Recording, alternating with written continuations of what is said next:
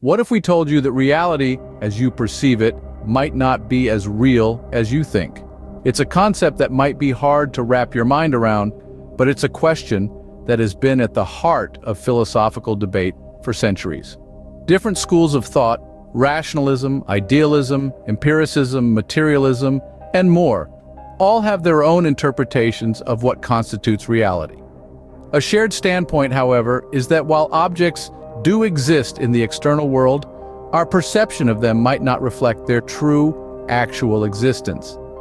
It's a position that neatly straddles the divide between pure empiricism and idealism, offering a viewpoint that aligns cohesively with reality as we experience it.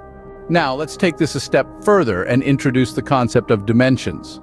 We're all familiar with the three dimensions, length, width, and height, that we can perceive. But what happens when we venture beyond the third dimension? This is where things start to get a little tricky. Imagine for a moment a piece of paper with consciousness, essentially a two-dimensional being. It exists on the X and Y coordinates with the ability to perceive left, right, back and forth. But what happens when a three-dimensional object, say a cube, falls onto this two-dimensional plane? To the paper, it would be a baffling supernatural experience, an object appearing seemingly out of nowhere, because it simply doesn't have the capacity to comprehend the third dimension. Now extrapolate this to our three-dimensional world. Is it possible that there are entities that exist in dimensions beyond our comprehension?